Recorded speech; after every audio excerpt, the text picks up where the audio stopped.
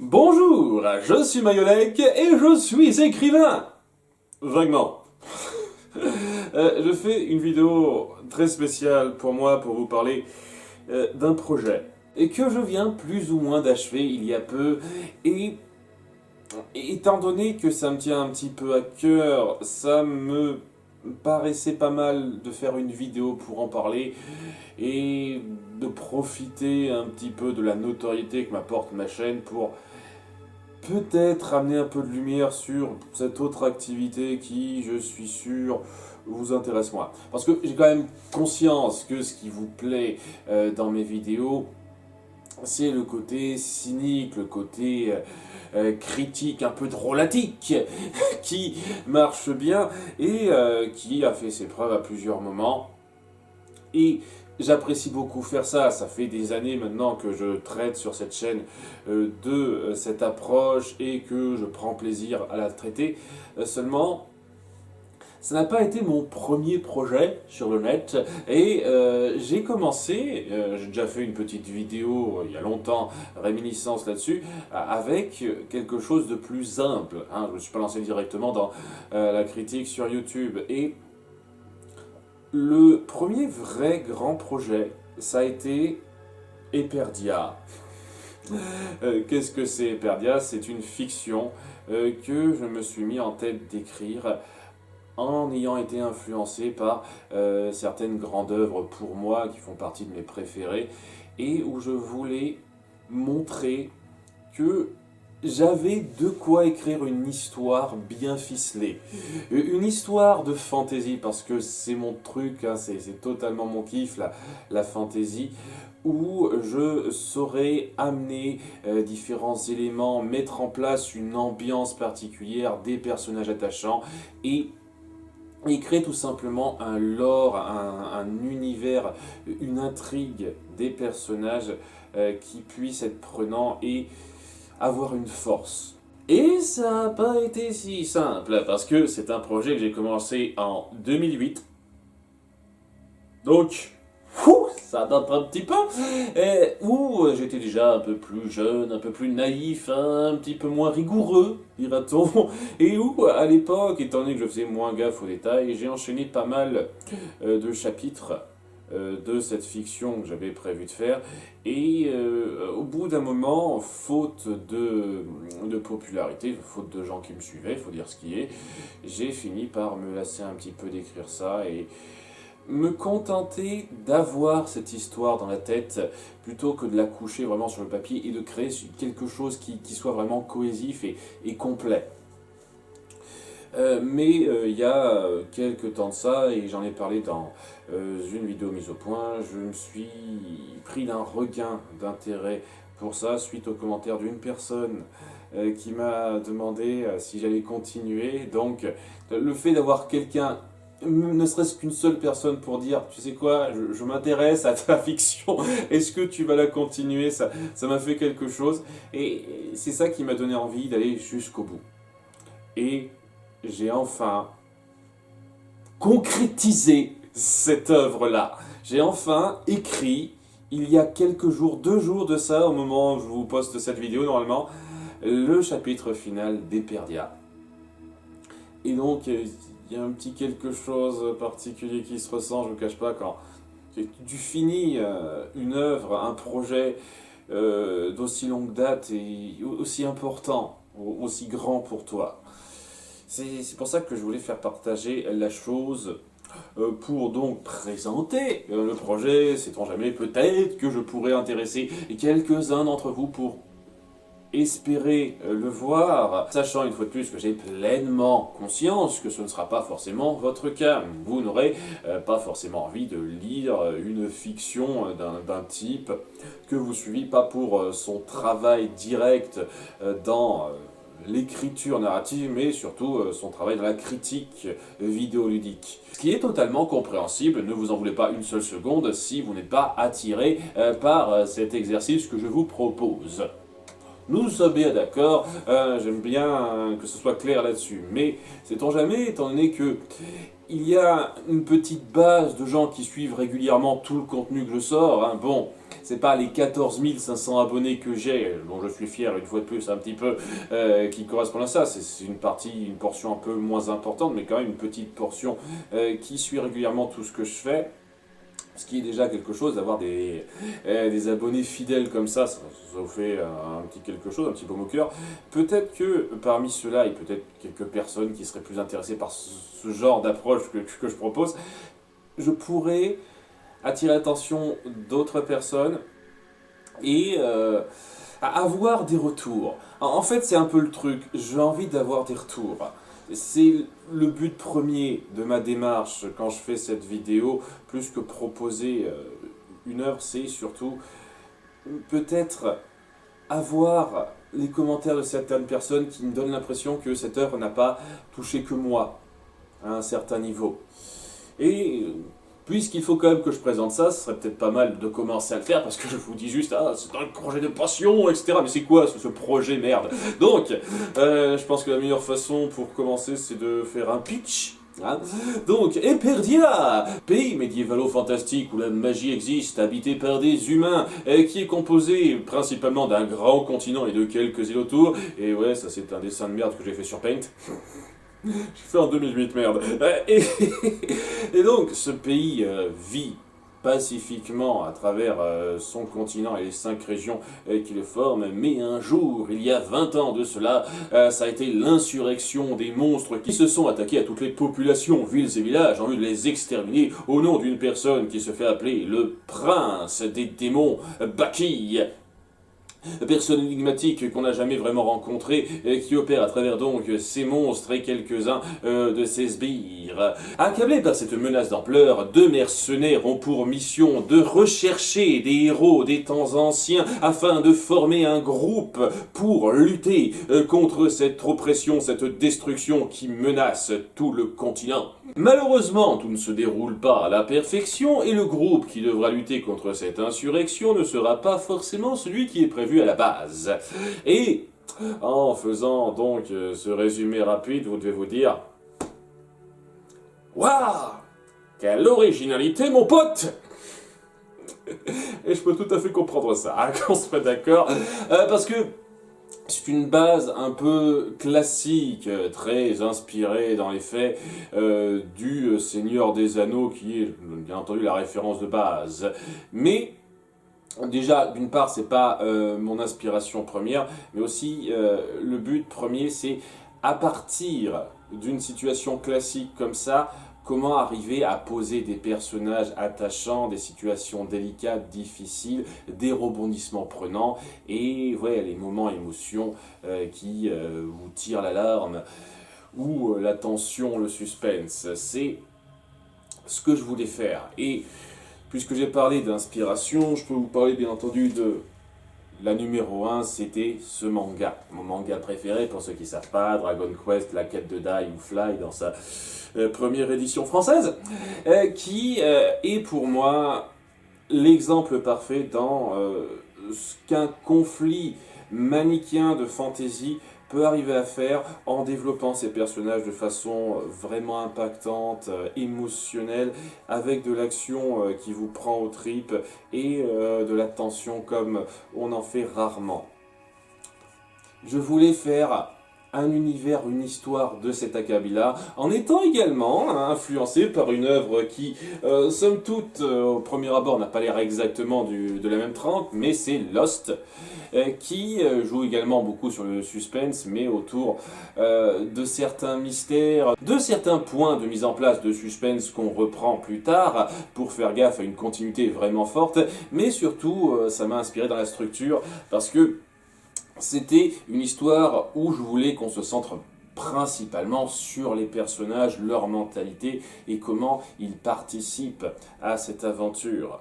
Et je me suis vraiment totalement copié sur la structure de la série Lost là-dessus, puisque chaque chapitre est en fait un épisode centré sur un personnage, avec même le principe de faire quelques flashbacks sur le passé du personnage en question pour mieux le comprendre, pour mieux le pimenter, le développer. C'était un petit peu mes deux fers de lance pour lancer ça, et c'est quelque chose qui m'a vraiment tenu à cœur. En 2008, quand j'ai lancé ça, c'est pas juste une idée, tiens, j'ai la base, et puis je me lance direct, non. En 2008, je me suis fait, ok Johan, tu veux faire une histoire qui a du poids, qui va loin, tu vas te faire un plan détaillé de comment va se dérouler toute l'histoire. Du début à la fin, tu prévois chaque épisode à peu près, parce que bon, il y a quand même des changements, je reviendrai un petit peu sur ce détail-là, et tu planifies bien sur quoi tu vas te centrer, ce que tu vas raconter, les rebondissements importants, les moments d'émotion forts que tu prévois de mettre en place pour que ça impacte totalement le lecteur, si tant est qu'il y en ait un. J'ai vraiment pris ça tellement à cœur que je me suis fait un plan vraiment détaillé de comment j'allais raconter cette histoire-là. Avec en tête, vraiment à l'avance, des scènes ultra fortes que je voulais mettre en place. Ce qui fait que lorsque je me suis lancé dans le premier épisode, j'étais complètement à fond dans les punaises. J'ai pu commencer quelque chose de super grand, j'ai enchaîné les chapitres pour raconter cette histoire et essayer de faire partager une certaine passion. Alors au début je me suis dit que le public viendrait, il y a eu un début de public, quelques personnes ont réagi et disons que au bout d'un moment c'était plus qu'une seule personne et ça a fini par, comme je l'ai dit, me dégoûter légèrement, m'enlever un petit peu la hype de raconter ça si c'était seulement pour une seule personne. Et c'était un moment où j'étais pas du tout célèbre sur le net, je crois même que j'ai à peine commencé à faire de la traduction de vidéos du NC au moment où j'ai commencé à arrêter les chapitres d'Eperdia. Et donc, face à cette perte d'intérêt infortuite, j'ai enterré le projet pour le déterrer, en gardant quand même en tête que ça restait un projet vraiment personnel dans ma tête. Et arriver enfin à compléter ça après y être revenu, faire un peu plus gaffe parce que c'est un truc sur lequel je vais me pencher là aussi. Je pense que je fais quand même beaucoup plus d'efforts dans le détail d'écriture des épisodes que j'ai recommencé à écrire pour les 11 derniers.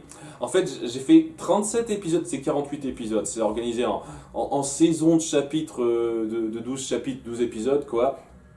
Et j'ai vraiment organisé le truc de façon à ce que ce soit vraiment carré, très cadré comme une série en fait. C'est pour ça qu'il y a un petit problème dans l'écriture, dans la forme, j'en parlerai une fois de plus. J'ai vraiment fait plus d'efforts pour que ce soit bien carré sur la fin. Ce qui fait que, et il faut que je vous en parle, parce que bon, maintenant que je suis un petit peu le topo de la chose, je veux pas vous en dire plus sur l'histoire en fait, parce que si je veux parler de l'histoire, soit je vous fais la base et je vous laisse tout découvrir, soit je parle de tout, si je veux faire partager ma passion là-dessus. Soit je vous dis tout ce qui se passe, et je vous parle des détails, pourquoi j'ai adoré écrire ci, ce moment de rebondissement là, ce que j'ai prévu pour ci, ça, mes personnages préférés, leurs moments grandioses, tout ça, si on y passerait des heures, déjà que cette vidéo va être très longue j'ai l'impression. Ça représente beaucoup pour moi, mais j'ai tout de même conscience, en voyant ça un peu plus objectivement, de mes limitations dans la plume, si j'ose dire, et donc en vous recommandant, hein, si ça vous intéresse, d'y jeter un œil, il y a deux liens possibles. Je vous préconise celui sur Google Drive où les chapitres sont mieux organisés parce que de base, pour ceux qui ne savent pas, j'ai fait ça sur un blog en 2008, Skyblog, ça date cette merde, plus personne n'est inscrit. Je pense que c'est pour ça que il y a peut-être des gens qui m'ont lu après en avoir fait un tout petit peu la promo sur ma chaîne, mais ils ne sont pas créé un compte Skyblog pour pouvoir faire un commentaire sur mes chapitres. Donc je vous conseille plutôt de lire la version papier que je présente directement sur Google Drive, mais si vous voulez juste aller sur un site et pas vous emmerder à avoir des fichiers texte, à télécharger, vous pouvez aller sur mon blog. J'ai conscience que les premiers chapitres en particulier sont très perfectibles. Et ça amène donc le sujet numéro 1 sur lequel je veux m'étendre là-dessus dans cette vidéo, c'est le fait que je vais très clairement pas considérer ça comme une version définitive. On parle toujours de premier jet, et c'est clair et net que ce que j'ai terminé, c'est un premier jet glorifié. Parce que j'estime quand même que c'est pas tout à fait un premier jet. Pour beaucoup de ces chapitres, je me suis relu après coup, j'ai vraiment fait gaffe aux détails. J'ai pas non plus balancé ça comme ça, merci, au revoir. C'est un premier jet amélioré. Mais ça reste un premier jet dans l'absolu, et il faut que je fasse de la réécriture, surtout au début, pour améliorer la présentation en particulier, la forme et un tout petit peu le fond. Pour le fond, je suis extrêmement satisfait de la façon dont j'ai amené énormément de choses, et il faudrait juste pointer quelques détails au préalable sur certains développements qui se produiraient par la suite, quelques petites mises en scène surtout au début, et qui ferait mieux comprendre le pourquoi de certaines choses, parce que une fois de plus c'était en 2008, et au tout début, lorsque j'ai entamé la chose, j'étais totalement newbie à cet égard. Sur le fond, j'ai quelques petits trucs à rajouter dans la narration, mais le plus important, c'est clair et net, c'est la forme. C'est la forme qu'il faudra que je travaille en détail. Et pour ça, je tiens déjà à vous rassurer, je ne vous demande pas d'être des relecteurs ou quoi que ce soit. Je compte travailler avec une certaine personne qui m'a proposé son aide en échange de mon aide pour autre chose. Je ne vais pas aller dans le détail, hein. C'est un truc entre nous. Donc normalement, je devrais avoir quelqu'un pour m'aider à peaufiner ces chapitres et en faire quelque chose de valable, qui sait peut-être même qui puisse tenir valeur de roman. Possiblement, alors là vraiment je m'emporte totalement, hein, on est bien d'accord, possiblement à essayer de faire éditer. Possiblement, je pourrais peut-être essayer de proposer ce genre de truc à publication, mais pour l'instant on n'en est pas encore là, hein, clairement pas. Qu'on soit bien d'accord, je ne me fais pas des illusions, hein. C'est genre de la probabilité à 0,01%. Je ne me fais pas de grandes illusions là-dessus, nous sommes d'accord.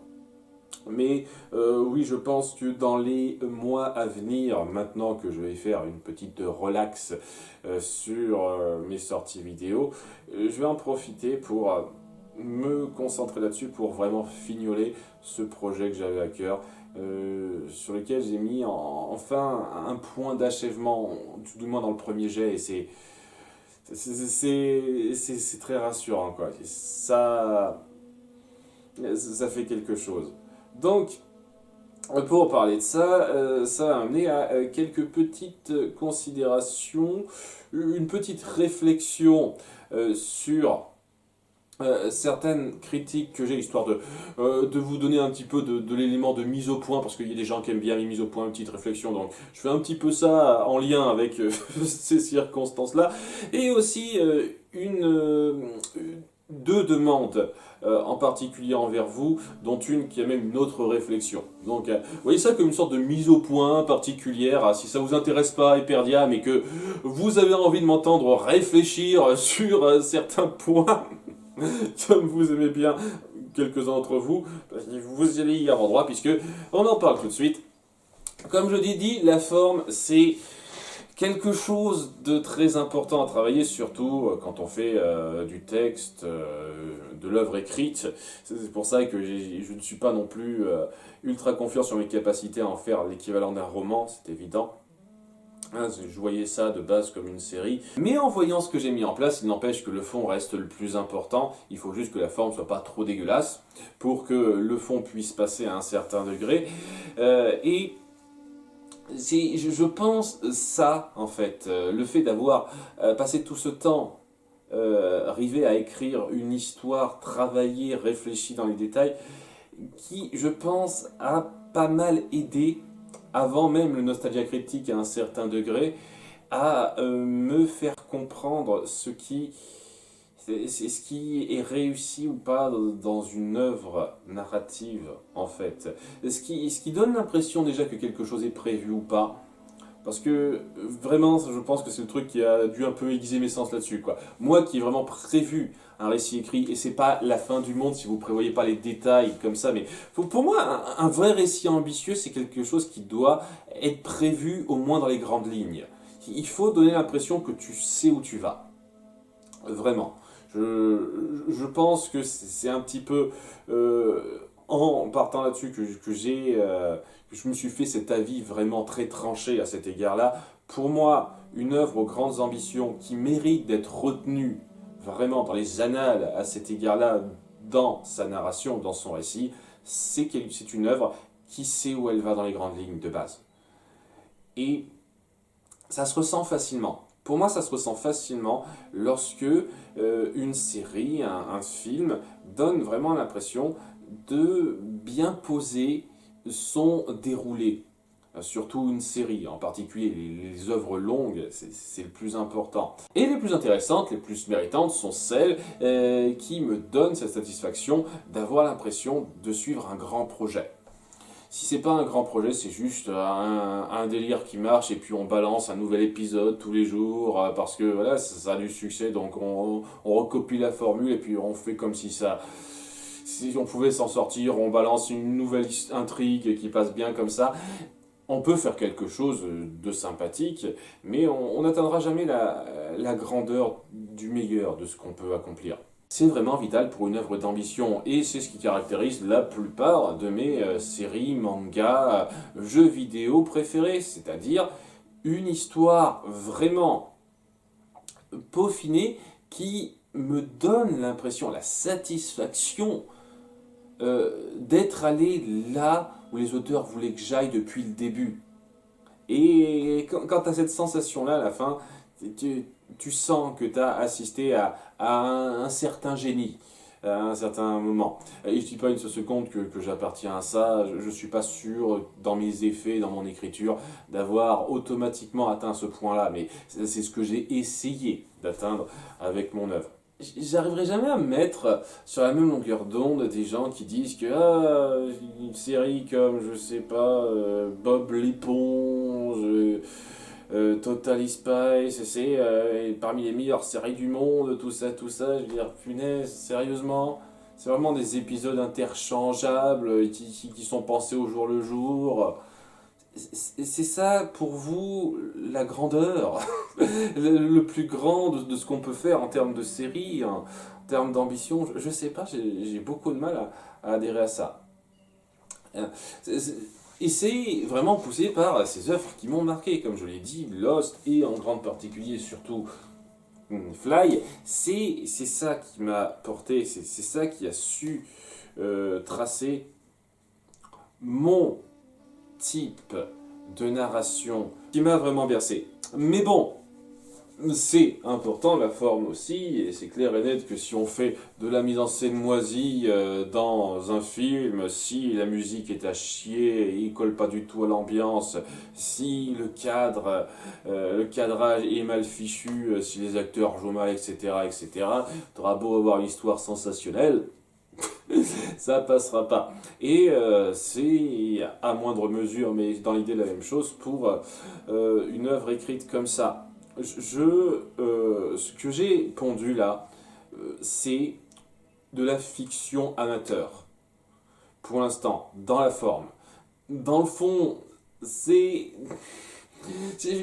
ne me résignerai pas à dire que c'est juste de la fiction amateur comme ça. J'y ai mis toute ma passion, j'y ai mis un tiers de ma vie en fait, quoi. Donc c'est juste amateur, une connerie comme ça, juste pour le fun, non, c'est pas juste ça, merde. Dans la forme, oui, c'est totalement amateur. Vous verrez, si jamais ça vous intéresse, une fois de plus, ne vous forcez pas, ne vous forcez pas une seule seconde, si jamais ça vous intéresse, que dans les premiers chapitres en particulier, je prends des raccourcis et je suis loin d'être parfait dans la présentation. Il y a un truc qu'il faudra que je corrige automatiquement en me relisant, en faisant donc la réécriture, c'est cette propension que j'avais au début à dire toujours dit machin, dit machine à chaque fin de réplique que j'écrivais. Parce que bon, hein, c'est pas présenté comme du texte de théâtre.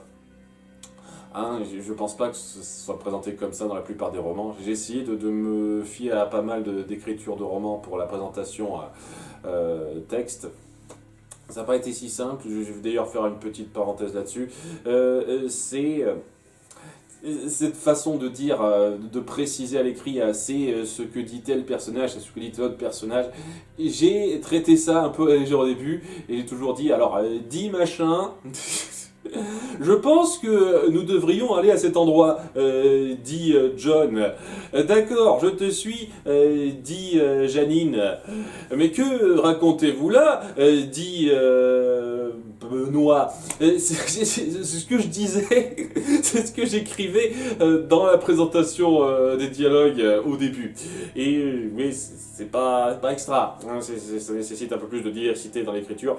Et c'est un effort particulier que je me suis donné vraiment au fur et à mesure des chapitres. Hein. Et donc ce problème se ressentira moins après, mais c'est vraiment un des trucs les plus importants à changer. Une autre chose à améliorer en priorité évidemment, c'est le travail sur la description qui est un peu trop minime. Disons que j'ai pas pris le temps de bien mettre en place tel cadre important, telle situation, et j'en ai souvent au plus simple, directement au fait. Je n'aime pas, et ça c'est un truc personnel, je n'aime pas qu'on passe 5 ans à décrire un lieu, une situation, alors que nous nous trouvons sous le voile tamisé de cette nuit étoilée, alors que nous sommes seuls dans cette sombre clairière, en attendant que vienne nous chercher tel truc. Et au bout d'un moment, je vous jure, c'est chiant de dire ce truc. Il faut faire un juste milieu, et moi je suis vraiment dans le descriptif. Il se passe ci, il se passe ça, machin fait ci, machin fait ça. Bon, je vais un petit peu... Je le présente comme si j'écrivais une recette de cuisine. Je suis pas à ce stade-là non plus, quoi. Mais j'ai créé un narrateur neutre, en fait. Il y a plusieurs types de narrateurs, je ne sais pas exactement comment on les présente. Bon, le narrateur omniscient, je connais, c'est celui qui sait tout, celui qui sait comment pense tel personnage, qui peut informer sur tout et n'importe quoi, comme ça arrange bien le truc. Il y a le narrateur d'entrée personnel, c'est-à-dire le narrateur c'est un personnage au centre de l'histoire. C'est lui qui vit ça, donc c'est lui par rapport à ses sentiments qui raconte la chose. Et il y a certains cas où c'est un narrateur détaché qui a sa propre personnalité, mais qui est à part. Et moi, c'est un narrateur neutre, comme je le présente, étant donné que je pensais une fois de plus à ça plus comme une série de base, c'est vraiment le narrateur détaché qui décrit ce qui se passe en fait, et qui n'en sait pas particulièrement plus que le spectateur, que le lecteur, au moment où il aperçoit la scène, quoi.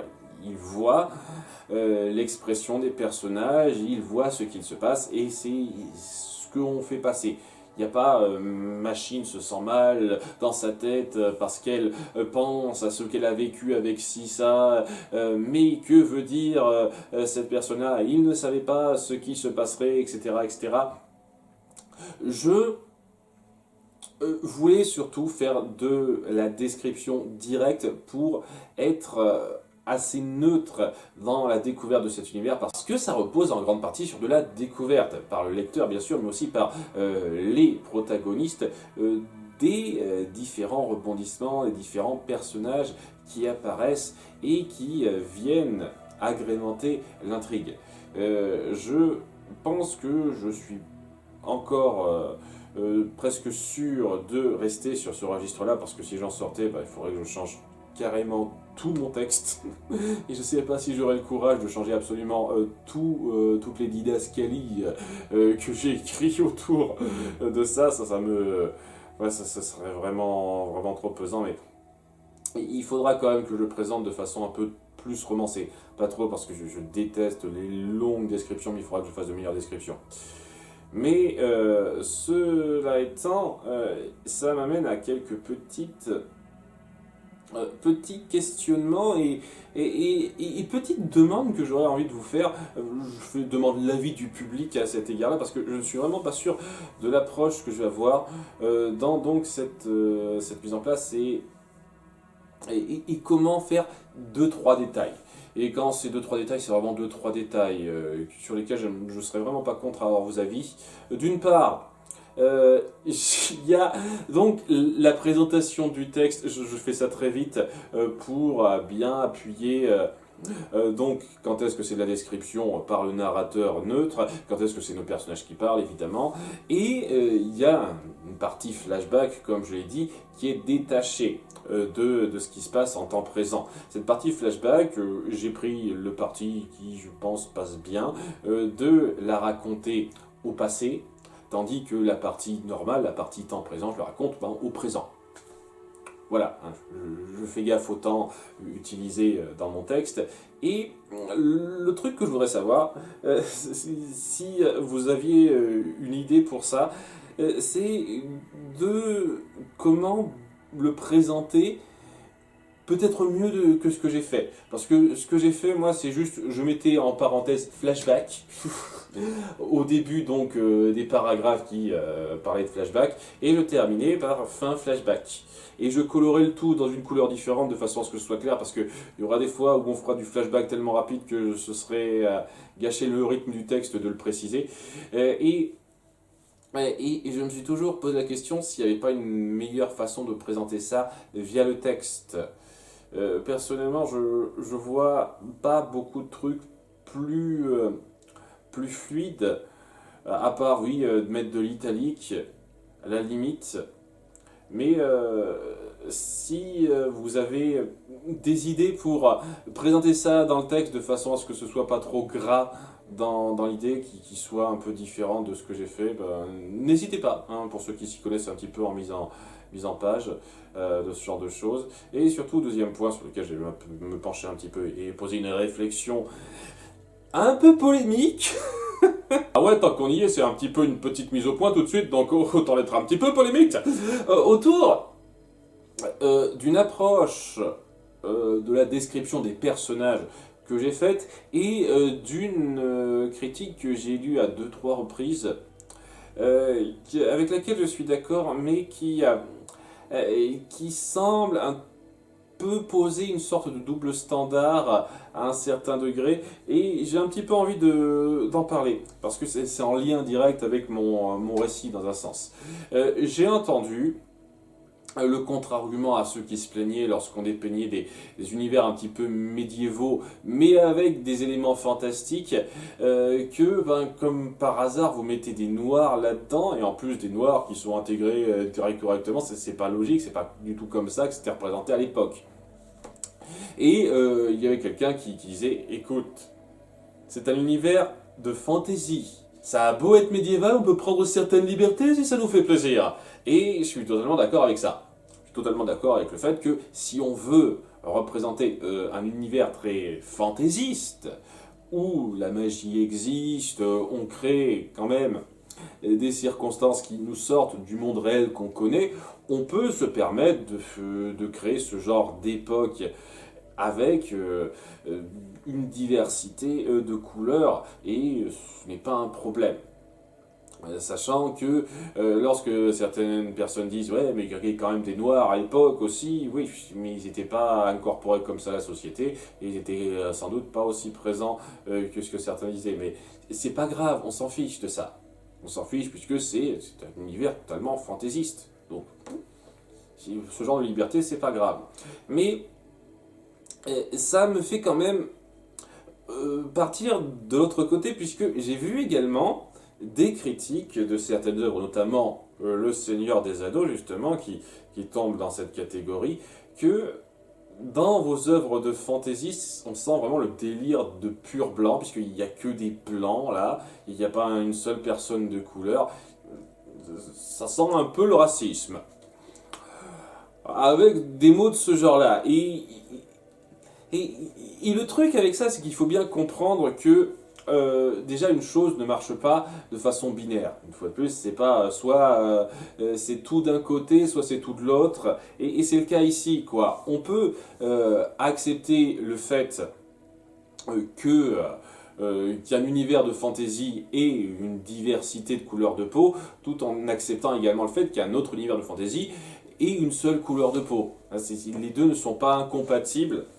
Et ça vient du fait que, pour moi, un univers de fantasy, ça se permet pas mal de raccourcis dans sa diversité, dans sa géopolitique, on va le dire clairement, tout simplement parce que ça n'entre pas dans les prérogatives de ce que ça veut raconter. Dans pas mal d'œuvres de fantasy, on n'essaye pas de dépeindre une société polyculturelle, polyethnique aussi complexe que celle de notre monde réel. On veut raconter une histoire qui repose sur des bases plus simples dans la société qu'on met en place parce qu'on ne veut pas se prendre le chaud avec ça. Et si ça n'a pas à jouer un rôle important, pourquoi s'emmerder à créer de la complexité ethnique ? C'est un raccourci acceptable. Dans Le Seigneur des Anneaux, il n'y a pas vraiment de considération sociale sur le traitement différent des gens de couleur en société, selon les pays, tout ça, tout ça. Ça ne fait pas partie de ce que veut faire passer l'intrigue. Ça ne fait pas partie des thèmes de l'intrigue. En tout cas, dans les films de Jackson. Hein. Peut-être qu'il voulait faire passer ça, Tolkien, mais je n'ai pas ressenti une seule seconde. De ce fait, on n'a pas ressenti le besoin de créer cette diversité visuelle.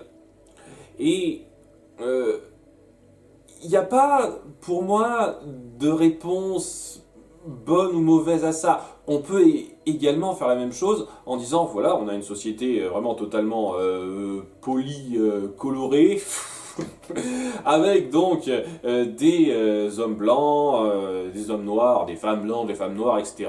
et qui coexistent, qui cohabitent en harmonie et où la couleur de peau n'est qu'un détail comme la couleur des yeux et c'est très bien et ça passe très bien aussi. C'est un truc qu'on peut faire, mais on peut également se dire, oui, on n'a pas particulièrement envie de faire cette complexité-là, pas parce qu'on trouve que les noirs n'étaient pas bien, mais parce que oui, on veut se simplifier la vie, tout simplement. On veut créer une sorte d'uniformité dans la présence visuelle qui passe tout à fait acceptablement. Et étant donné qu'on traite totalement d'univers fictifs, fantaisistes, je ne pense pas que ce soit raciste de faire ça, c'est juste une simplification qui s'accepte. Et au passage, pour certaines personnes qui diront « Ok, ça te dérangerait qu'on fasse ça avec des noirs ?» Non, non, ça ne me dérangerait pas qu'on fasse ça avec seulement des noirs. Et créez-vous vos histoires fantastiques où il n'y a que des noirs qui vivent ensemble. Hein. Et puis je suis sûr que si on va en Afrique, il y a pas mal d'œuvres qui ont été écrites comme ça. Hein. Je pense que dans pas mal de pays africains où donc on a une population très très très majoritairement noire, il doit y avoir des récits qui ont été écrits qui racontent des histoires un peu fantastiques avec que des noirs. Il me semble que Kirikou c'est le cas par exemple, c'est totalement fantastique et je crois qu'il n'y a que des noirs. Là, vous êtes content hein, c'est pas un problème que j'ai avec le film. Hein. J'ai d'autres problèmes avec le film, mais c'est clairement pas ça. Donc, oui, ça peut se faire, ça peut se faire. Ah, et bien entendu, c'est clair et net que c'est plus compliqué dans nos pays occidentaux puisqu'il y a plus de polyculturalisme, donc il y a toujours une minorité qui se sentira pas représentée, tout ça. Alors que dans d'autres pays comme, je sais pas, le Japon, où il y a quand même quasi majoritairement que des Japonais, enfin des Asiatiques, plus généralement dans le pays, ben oui, lorsqu'ils font des histoires fantaisistes, ben voilà, t'as que des Japonais, quoi. T'as que des Asiatiques. Bon, même si ils ont un style un peu particulier qui fait que ça peut se mélanger un petit peu aux occidentaux. On peut un petit peu faire l'amalgame. Mais bon, oui, il y a cette différence-là, mais je veux dire, si c'est pas grave de faire ça pour certains pays, pourquoi ce serait grave de faire ça pour nous, quoi? Pourquoi on est obligé d'être ultra représentatif automatiquement dans chaque œuvre qu'on créerait?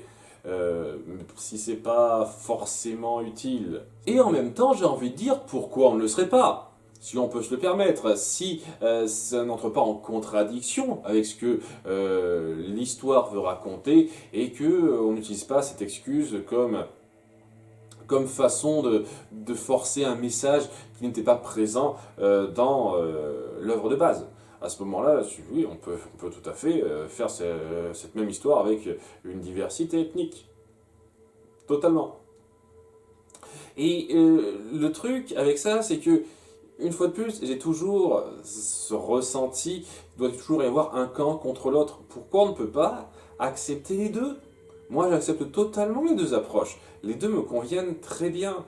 Je sais apprécier une œuvre avec une diversité ethnique fantastique, tant qu'elle est bien écrite, et je sais apprécier une œuvre sans diversité ethnique, où il n'y a que des blancs, la plupart du temps, il faut dire ce qu'il y a, hein, en Occident, il y a quand même une majorité de blancs, et donc on a tendance à partir juste sur ce biais-là, et oui, je sais l'apprécier sans partir sur le fait « Ah, c'est pas représentatif, c'est pas bien !»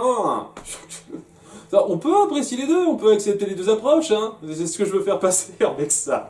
Et ça m'amène donc à la question que je veux poser, l'appel aux spectateurs que je veux passer, c'est-à-dire que dans mon récit dans Hyperdia, je n'ai pas fait de description très poussée des personnages. En règle générale, je précise si ce sont des personnes jeunes ou âgées, bien entendu, femmes ou hommes, évidemment, et oui, la couleur, longueur de leurs cheveux et la couleur de leurs yeux.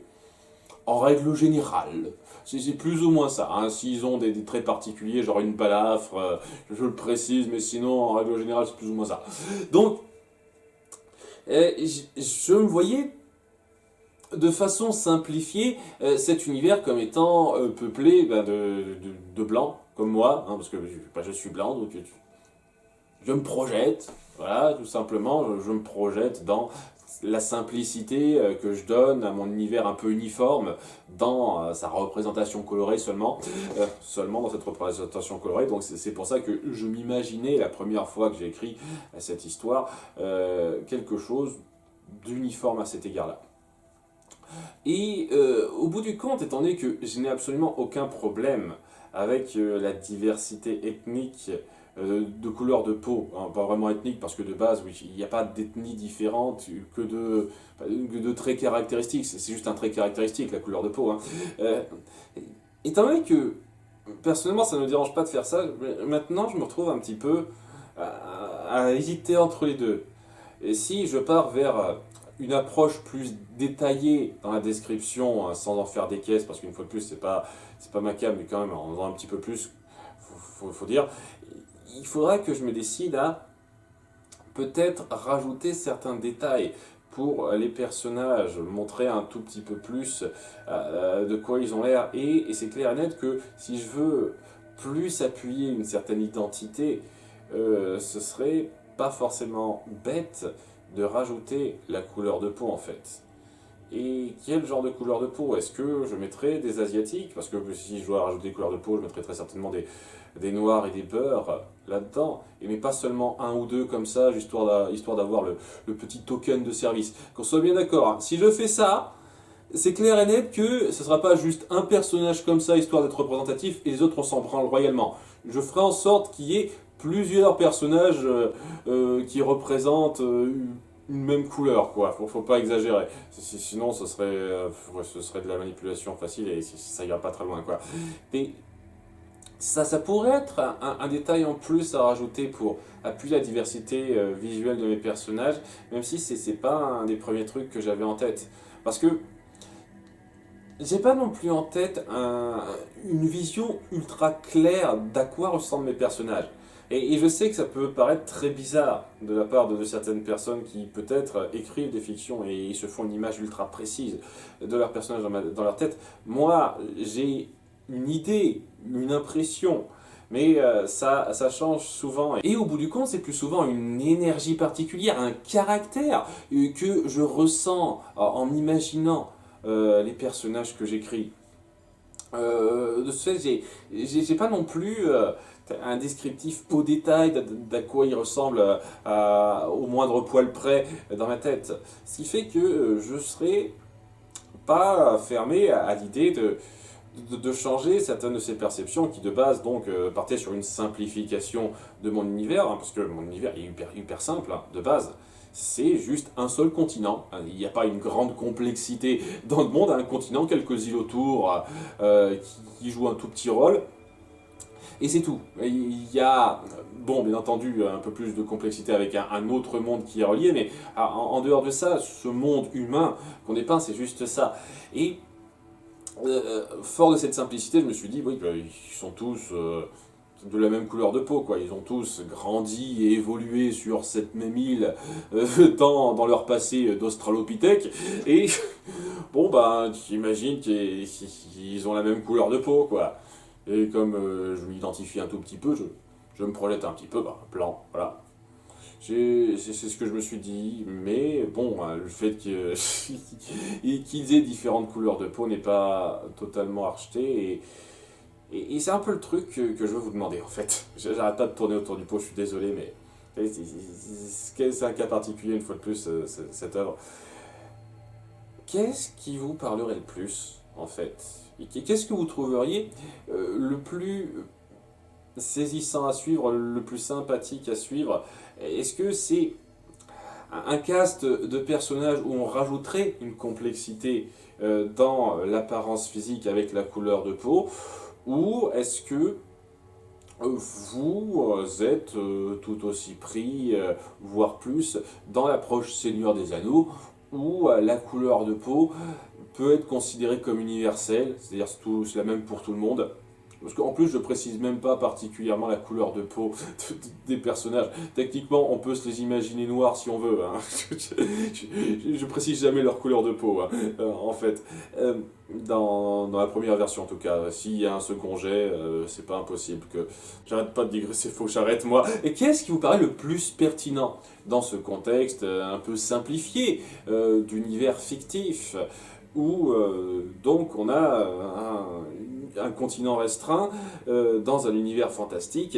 Est-ce que pour vous l'approche Seigneur des Anneaux, où tous nos personnages ont la même couleur de peau parce que ce n'est pas important, ça vous parle plus, ça vous paraît plus fluide, plus simple à suivre, ou est-ce que vous préférez la complexité d'une représentativité plus recherchée dans les couleurs de peau des personnages? Est-ce que l'approche numéro un est plus parlante pour vous que l'approche numéro 2? Qu'est-ce qui marcherait le plus? Alors je sais que ça va porter à débat ça, parce que je suis pas sûr qu'il y ait une réponse toute faite qui marche automatiquement. D'ailleurs je suis presque sûr que les deux se valent, les deux marchent une fois de plus, mais étant donné que j'hésite un petit peu, si je peux avoir des points de vue, des arguments qui peuvent me convaincre de partir sur une voie ou l'autre de façon un peu plus claire et assurée, ça ce serait pas mal. Donc là, c'est un peu le truc principal que je vais vous demander par rapport à ça. Qu'est-ce qui vous parlerait dans cette approche? En dehors de ça, j'ai pas non plus envie de m'étendre 2 heures, parce que ça fait des lustres que je suis sur cet enregistrement, sur le sujet.